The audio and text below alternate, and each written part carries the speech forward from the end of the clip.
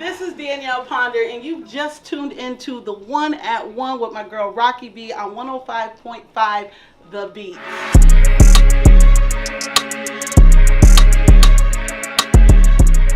You tuned in to Rochester's home for hip hop and R&B. We at the Beat 105.5.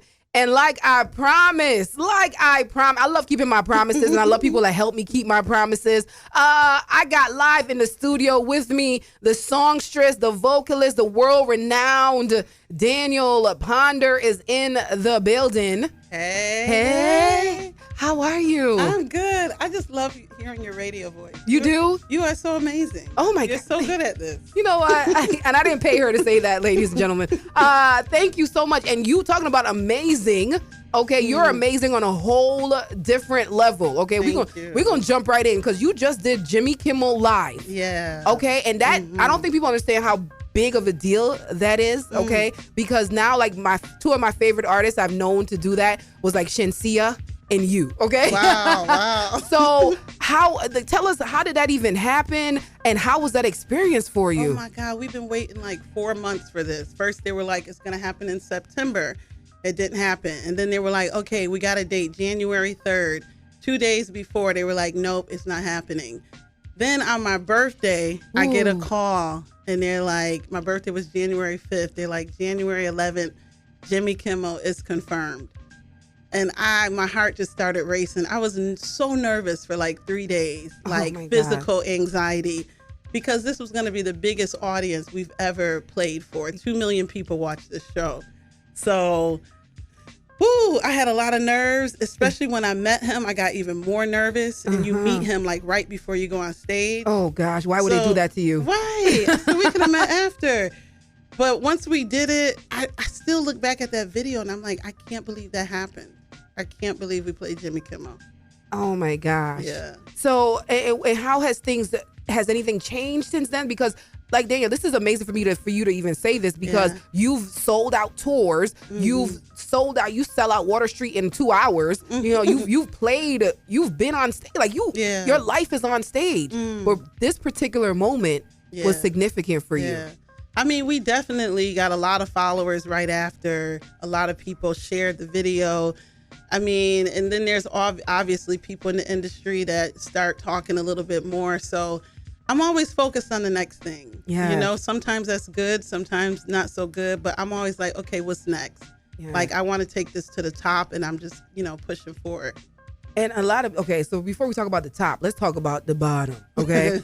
Because, a lot of people didn't know you were, or are you still, are you still practicing law? Are you I'm still not public practicing, defender? but I'm still a licensed attorney. Okay. Yeah. So you went from being an attorney to doing this full time. Yeah.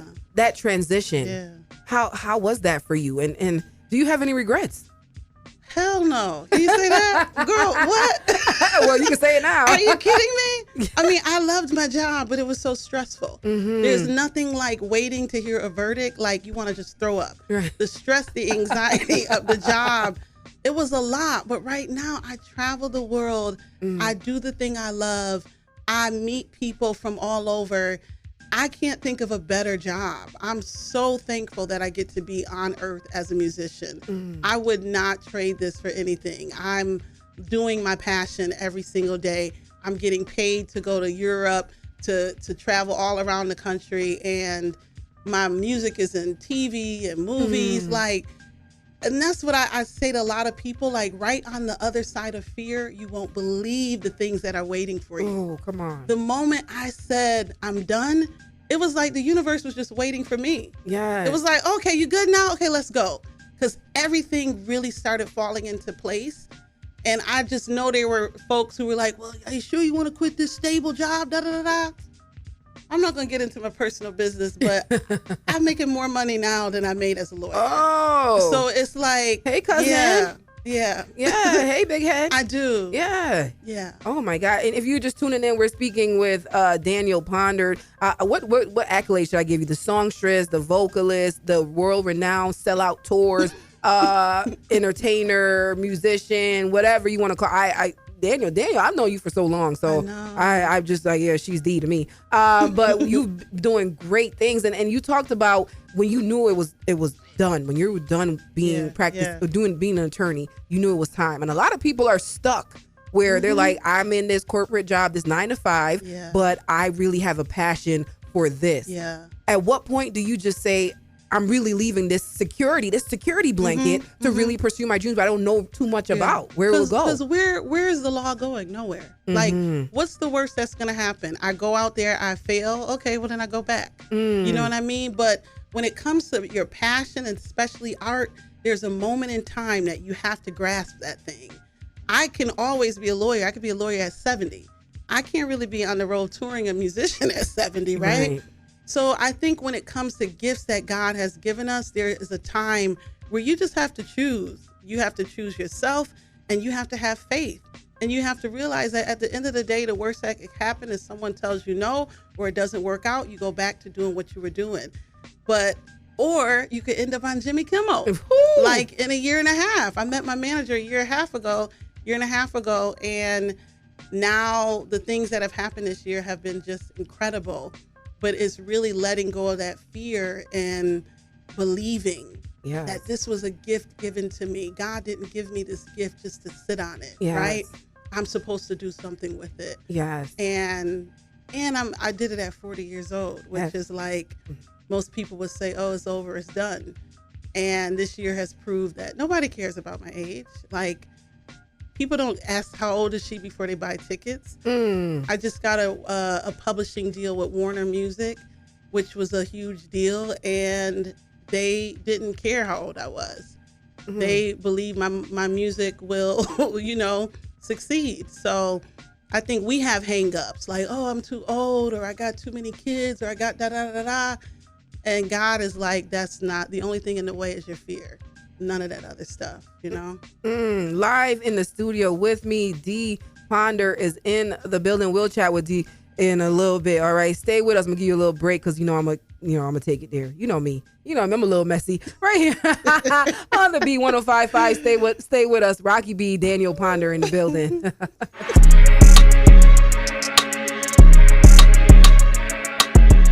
The singer, the songwriter, the world-renowned, selling out tours internationally, East Coast, West Coast, Water Street. All right. She is live in the studio. And Danielle, thank you for stopping by. D, do I call you D? D. Sure. D Ponder, thank you for stopping by, first of all. I know I was trying to get this interview for a very long time, and you're only in town for a little bit too, right? So this was perfect.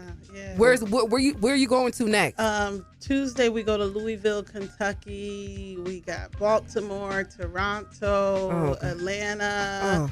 If y'all got family in Atlanta, which I know a lot of y'all do, make sure you tell them we are performing there on February 4th. I'm excited about that show. Oh my gosh. So yeah. And then you said, hit the road. You said something. You was for people from the outside looking in, you are very accomplished. Yeah. But you said to me, Rocky, I ain't do nothing yet. No.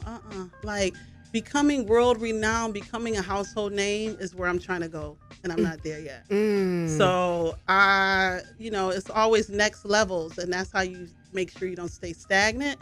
Because I could be happy with Rochester. I could be like, oh, I could sell out Rochester. Everybody knows me in Rochester, but my goal is to be able to sell out everywhere in the world. Right. So you can't get comfortable. Yes. And I'm in a place where it would be easy to get comfortable. But for me, I'm always looking for the next thing. But being grateful at the same time. But okay. All right. Yeah. You're grateful. Speak on being grateful. I think that when you stand in gratitude for what you have, you open room for more things to come to you. Come on. Because if you're ungrateful and complaining all the time, why should you be rewarded with anything else? Oh. But when you recognize, like, God, my life is good right now. If nothing changed, my life is good.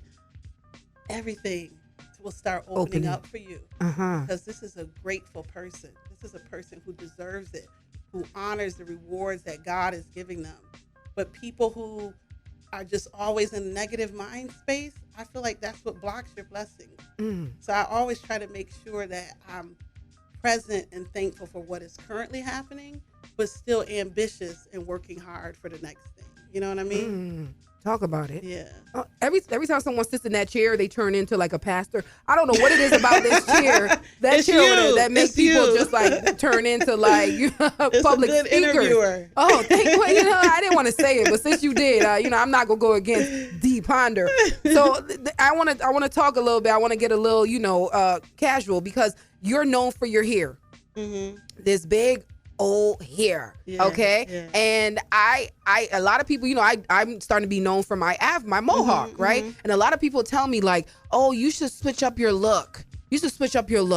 And do you get that from people? Like, you should switch up your hair. No one ever says that to me, but I do want to switch it up. You do? I just don't know what to do. But don't you think that's a very important part of your brand? I don't like feeling like I have this thing that I can't change. And that's what the hair is starting to feel like. It feels like if I don't have the hair, it's not the same. You know what I mean? If I wear a head wrap in Wegmans, nobody will even know who I am. Yes. But if I go in there like this, people will. So I kind of don't like the attachment to it, but I do just like the style aesthetically. But I don't know. Maybe one day I'll just surprise y'all and just be bald. Really? Yeah. I kind of like the attachment to I like the branding. Yeah, but this been like 10 years. Okay. So what would you do? Like what hairstyle no would you do? Clue. I don't know. I thought about getting dreads. Okay. I don't know, but it is becoming like it's on my t-shirts. Yes. It's everywhere. Like the shape of my fro has become like the thing. Right. So I don't know. And it's not done yet. Your fro still got a lot to do. Yeah. It got a lot to do. You can't Sometimes do I a bust curl down the it. middle straight weave No, now. see, that's what I'm thinking. I'm thinking about a good 40 inches. Like, one thing that I know people have a certain image of me that's nothing like who I am in real life. You know what I mean? And sometimes I just want to flip it and just, what if I had like a 20-inch weave? I'd still be singing the same songs. I'd still be talking about the same things. Right. And I think like people who down women who have like permed or straight hair think I'm also down them. And I'm like, no. Yeah. I like whatever's cute. Yeah. So I'm not against, And you said what people think about who you are in real life and their perception of you is two different things. So who are you in real life? Who are you? Who is D Ponder? My favorite person right now is Young Miami. Like, oh my favorite Wait, band is Griselda. Music gotta stop. Like, Hold on. So your favorite person right now is who? Young Miami, Caresha, please. Like, I'm watching that podcast all the time. So you Real looking for a Housewives of Diddy? Potomac, like, You looking no, for a I didn't Diddy? say all that. No, I didn't say all that. I mean, he got lots of money, but I need a little bit more of a commitment. Okay. But I am just much more into pop culture and hip hop than I think people assume. They think I'm like lighting incense and listening to NDRE, and I'm more so listening to Griselda or like, that's my favorite band right now. So yeah, it's so hard for people to leave that image behind. Yes. And like even men, like they approach me with queen this, queen, and I'm like, yeah. We don't. I'm just a chill person, and I think when people take you so seriously, they become intimidated by you. Okay. And then it's hard for them to just have normal conversations with you because they're trying so hard to impress you. Yes. They want to tell you how many times they read the autobiography of Malcolm X and, how much money is in their bank account or whatever. And it's like, I don't want to be impressed. I just want to have authentic relationships. So that's kind of what I mean is like, it's sometimes the pedestal that people have you on can make it hard to build real authentic relationships. I'm here with you. Yeah. I know feel you you. feel that. I feel you, sis. I feel you. Yeah. All right, we're gonna talk more about what's coming up, your music, and in a little bit, I'm gonna play a song that I know you're gonna love because this is the real you, right here. Danielle Ponder, right here on the Beat 105.5.